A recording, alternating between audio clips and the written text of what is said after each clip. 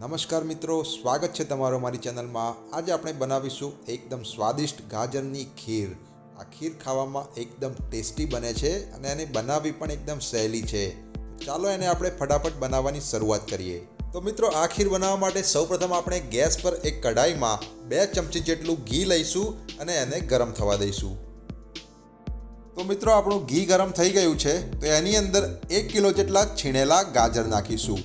1 kilo એટલે અમે total 1 kilo ગાજર લીધેલા અને એમાંથી એનો વચ્ચેલો જે કડક ભાગ હોય છે એ કાઢી દીધેલો, ત્યારબાદ એને છીણી લીધેલા। તો હવે આપણે આ ગાજરને ધીમીથી મીડિયમ ફ્લેમ પર લગભગ 4 થી 5 મિનિટ સુધી સતત હલાવતા શેકવાના છે। આમ કરવાથી ગાજરની અંદરનો જે પાણીનો ભાગ હશે એ બળી જશે।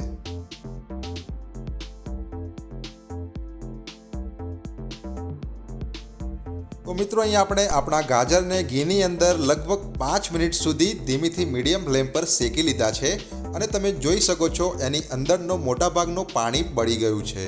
તો હવે આપણે એની અંદર 1 લીટર જેટલું ફૂલ ફેટ દૂધ ઉમેરીશું।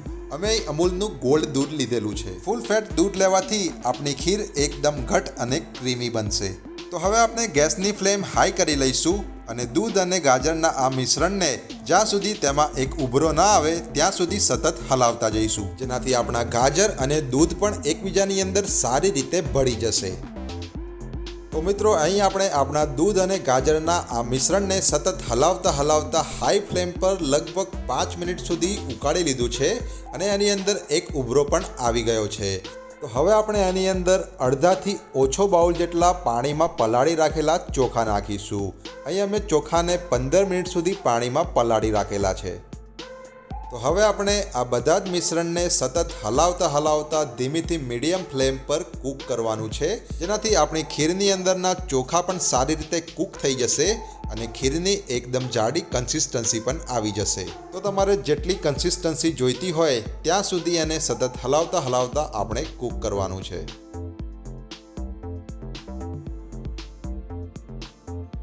તો મિત્રો, અહીંયા આપણે સતત હલાવતા આપણી ખીરને ધીમીથી મીડિયમ ફ્લેમ પર 15 મિનિટ સુધી કૂક કરી લીધી છે અને તમે જોઈ શકો છો એની કન્સિસ્ટન્સી એકદમ જાડી થઈ ગઈ છે।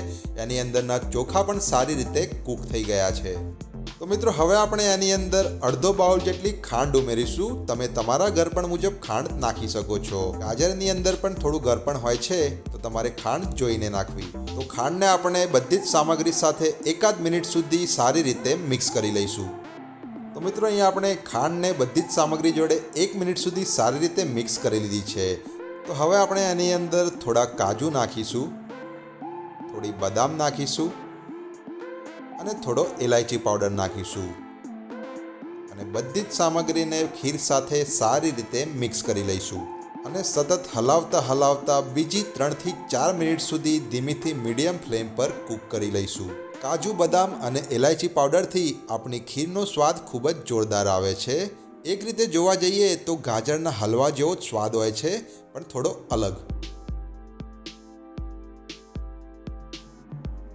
તો મિત્રો, આપણે આપણી ખીરને બીજી 4 મિનિટ સુધી ધીમીથી મીડિયમ ફ્લેમ પર કૂક કરી લીધી છે અને આપણી ખીર તૈયાર થઈ ગઈ છે।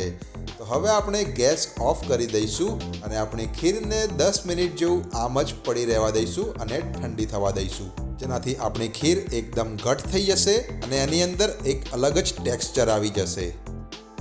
તો મિત્રો, 10 મિનિટ જેવી આપણી ખીરને ઠંડી કરી લીધા બાદ હવે આપણે આપણી ખીરને એક સર્વિંગ બાઉલમાં કાઢી લઈશું। મિત્રો, આ ખીર ખાવામાં એટલી સ્વાદિષ્ટ હોય છે કે જો તમને ગાજરનો હલવો પસંદ હોય તો આ ખીર તમને એના કરતાં પણ વધારે પસંદ આવશે। તો મિત્રો, ખીરને સર્વિંગ બાઉલમાં કાઢી લીધા બાદ છેલ્લે આપણે એને કાજુ અને બદામથી ગાર્નિશ કરી લઈશું। તો મિત્રો, તમે પણ શિયાળાની સ્પેશિયલ આ ગાજરની ખીર એકવાર ઘરે જરૂરથી ટ્રાય કરો અને જો વિડીયો સારો લાગ્યો હોય તો લાઈક કરો અને અમારી ચેનલને સબસ્ક્રાઈબ કરો।